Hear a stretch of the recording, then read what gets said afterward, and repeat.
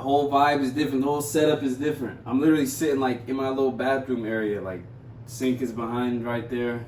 My room is back here. The movers came and packed up all my shit. I'm out of here. I'm out. I leave in 2 weeks. Fuck. The simulation is over. Life is about to get even better.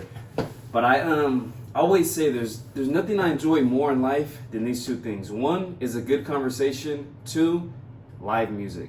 Absolutely love it. It's two of the best things in the world. Good conversation and live music. And one question that I've asked a few good friends or people in general is, one, I've asked my homies, what do you like about being a man? And then I've asked women, what do you like about being a woman? It's a great question that leads to a deep convo. And you'll get like crazy responses, different answers and shit. But if I were to answer that question myself, I would say I love most about being a man is that our purpose is about giving to others. And honestly, you can make the argument that women's purpose is about giving to others too, because look at what women do for the world, for their people, for their community. But as a man, it's different. As a man, I think a good man breaks himself down regularly, daily, breaks himself down with this fucking everything he's trying to take over, everything he's trying to accomplish, breaks himself down just to feel unbreakable.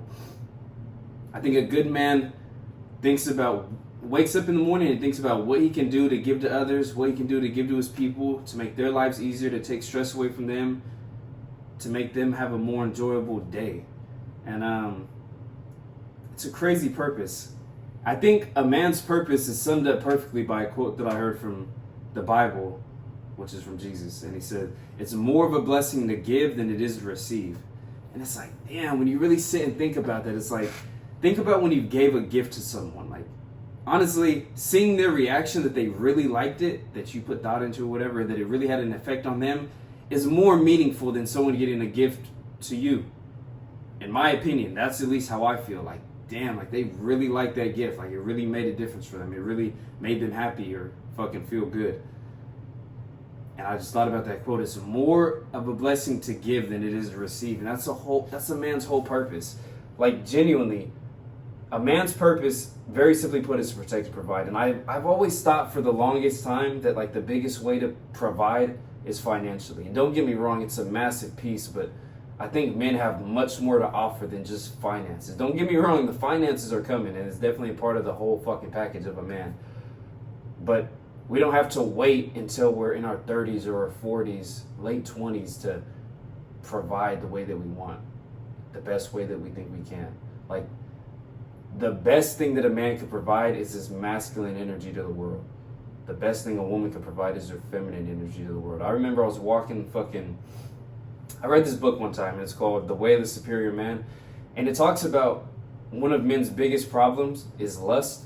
And it was saying how to deal with lust and change that energy and that mindset into something that's beneficial for you. And there was this girl one time, this was like fucking 2 weeks ago. There was this girl, she walked into the DFAC, which is our like on-base restaurant pretty much. And she walked in, and she wasn't extremely attractive, but she was an attractive girl. And she walked in, and I'm like doing my thing in a rush, like going in to get food and dip.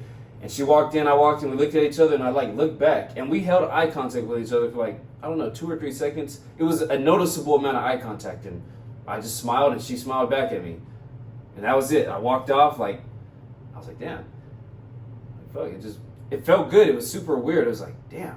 Like, I was like such in a rush, had a bunch of shit going on, all this shit, boom, looked over, I was like, smiled at her, and then continued on with my day. And literally, that little like interaction with her, in my opinion, was just like just a quick exchange of energy, and it literally changed the rest of my day. It changed my mood in the moment, like stressed out, like boom, boom, boom, busy, gotta go, and then it's just like boom, peace, relax, happy, felt good.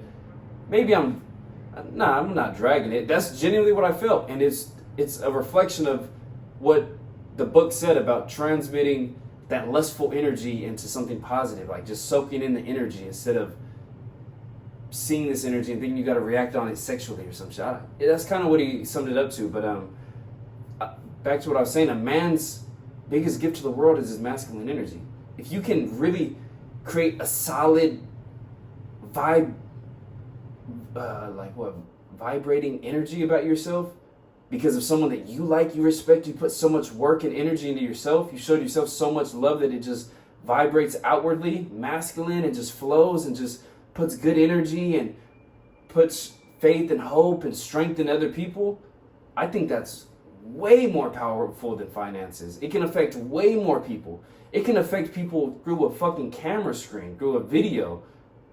You can't do that with money unless you got billions. But even then, energy is felt across the world immediately in seconds.